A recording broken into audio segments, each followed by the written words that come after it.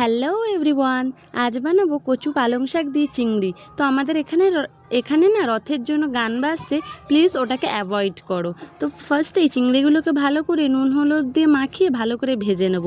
এরপর চিংড়িগুলো ভাজা হয়ে গেলে পেঁয়াজ কাঁচা লঙ্কা চেরা আর একটু অল্প পাঁচফোড়ন দিয়ে দেবো। দিয়ে ভালোভাবে ভাজবো। ভাজা হয়ে গেলে সরু সরু করে কাটা কচুগুলো সেগুলো দিয়ে ভালোভাবে নুন দিয়ে ভাজবো। এরপরে ভাজা হয়ে গেলে যে পালং শাকগুলো সেগুলোকে একে একে ভালো করে দিয়ে ভালোভাবে এপাশ ওপাশ একটু উল্টে ঢাকা দিয়ে দেবো, যাতে পালং শাকগুলো একটু নিমজ্জিত টাইপের হয়ে যায়। তারপর ঢাকা খুলে নুন হলুদ গুঁড়ো আর সামান্য একটু লঙ্কার গুঁড়ো আর দিয়ে দেবো জিরের গুঁড়ো দিয়ে ভালোভাবে নাড়ি চাড়িয়ে নিয়ে খানিকক্ষণের জন্য ঢাকা দিয়ে দেবো, যাতে মশলাগুলো সবজির গায়ে লেগে যায়। তারপর খানিকক্ষণ পরে ঢাকা খুলে পরিমাণ মতো জল দিয়ে দেবো। জল দিয়ে ঢাকা দিয়ে দেবো, ফুটতে ছেড়ে দেবো।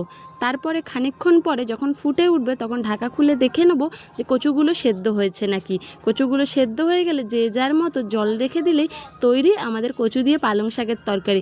এক কথায় স্বর্গ। গরম ভাতে এক থালা ভাত নিমেষেই খাওয়া হয়ে যাবে। দারুণ হয়েছিল কিন্তু।